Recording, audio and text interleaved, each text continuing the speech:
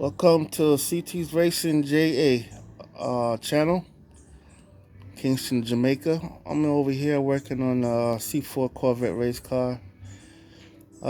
We had some issues with the fitech. Last couple of race meets we went out, the car would make a pass and then shut down, and then after a while would start back up. And at the last race meet we had in December, beginning of December, the car got worse. I mean, it was shut down at the light. So we was trying to figure everything out. We ended up putting a brand new computer in it, and at the same time, I decided to have the injectors checked and cleaned, because we never checked them and never had them cleaned before.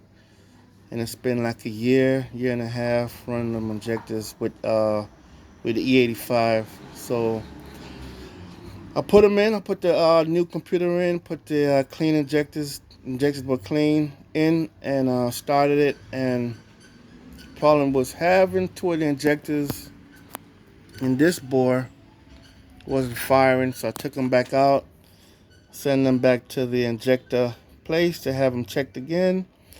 They said they was good working, so put them back in.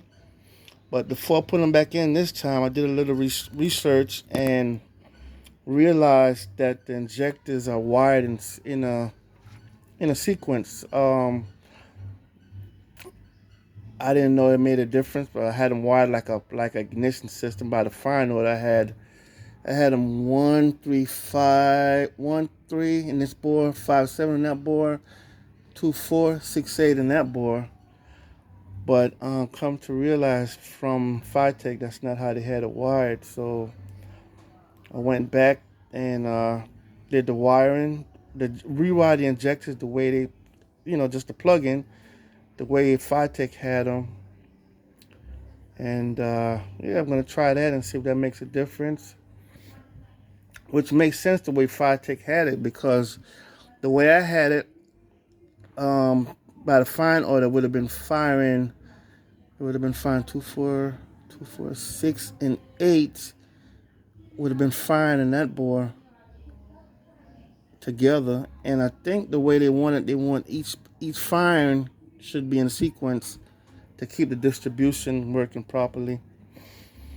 And yeah, since the last video with the C4, I did a upgrade with the ignition. I put a power grid on it, and the car made a big improvement. The car went from running 9.6 on just the boost only with the Pro Charger D1X. It went from running 9.6 to went to a 9.0. So that was a tremendous improvement on boost only. But I'm gonna say maybe what happened. I'm not gonna say all that came from the power grid upgrade. I think maybe when I had the fitech doing the ignition, I never did what do you call it, with the distributor, phase distributor. So when I put the power grid, I spent more time and had phase distributor with the power grid. So that might have helped a lot. And also, I was able to more control the timing with the power grid than I was able to do with the fitech. Not saying that the fitech probably couldn't have done it, but I don't think I put enough time with the fitech to try to get it to work, any better. And also with the power grid and the crank trigger, which is down there, the MSD crank trigger, flying magnet. I was the ignition timing now is a lot more stable. Before with the fitech had a little drifting with the timing, which the fitech does have a system there that you can stabilize the timing from drifting as much. But then again, I don't think I had put enough time into getting that sorted out like I should have. But with the MSD, it was dead on. So I think I have a lot better timing control, and that might have helped with the power improvement a lot. And I also noticed there's a little issue with the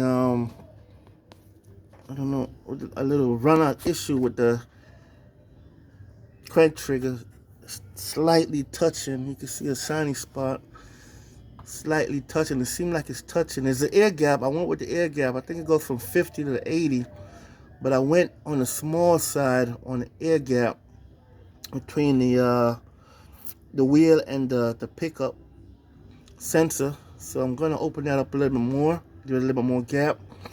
But I'm thinking that run out issue, I don't know, might be coming from I'm sure the wheel is centered. I had to make sure the wheel was centered properly, and I don't know, at high RPM maybe the crank is, because of the supercharged motor with the belt, I'm thinking as RPMs go up the belt tightens up, and it might be, I don't know, it might be pulling the crank up a little bit. I'm not sure, but I'm gonna add some more clearance on that on the magnetic pickup between the wheel. I'm gonna open it up a little bit, probably put it to 70,000.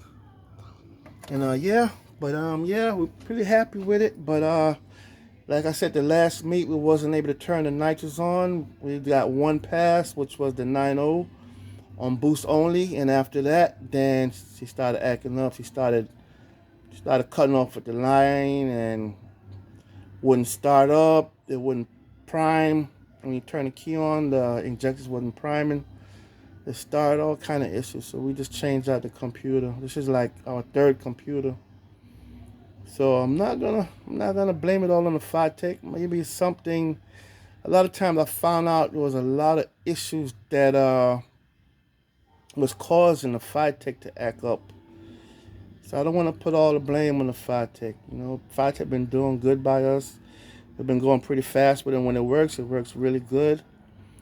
And the reason I like the fitech, the throttle body, so much is we're not running an intercooler, as you can see. I have the hat off right now, which is that will go to the hat, but the hat is off.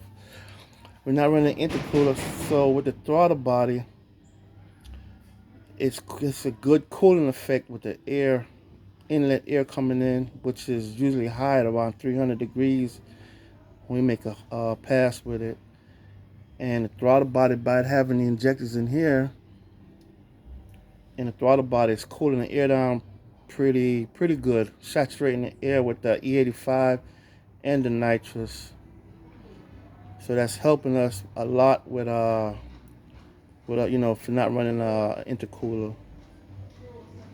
So yeah, so that's the reason we're trying to stick with the throttle body. I don't know, the fastest car's been is an 8.6. That's our personal best. So I don't know how fast anyone else has been with a fitech. I'm kind of curious. Would like to find out. If you guys know, just let me know. Send me a message or whatever. Comment. So yeah, it's what it looked like on the inside. Pretty simple. Windows still roll up and down. Take out the seat for the passenger. Just the driver's seat only. And yeah, CT Racing, yeah. So today is New Year's Day. Yesterday we started up the dragster. Did the first time with the dragster yesterday. Today I decided to come out and just play around with the Corvette. And yeah, I'm getting ready to start it. Let me see. I already hit the key, primed it up, make sure there was no leak. I'm gonna hit the key, see if it starts up. With you guys while we're on the video. Let's see if it works out.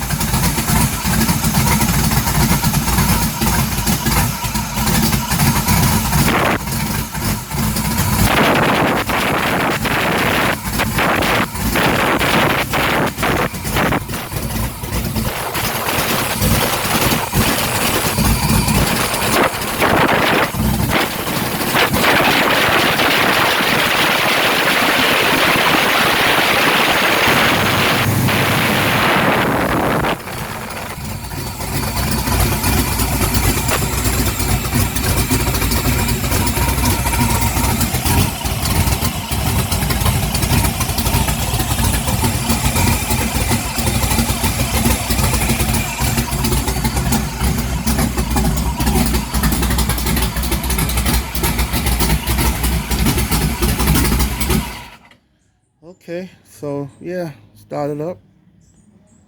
So I'm gonna go ahead and run some checks, readjust that magnetic pickup on the crank trigger, and yeah, today was a good day. Thanks, fam.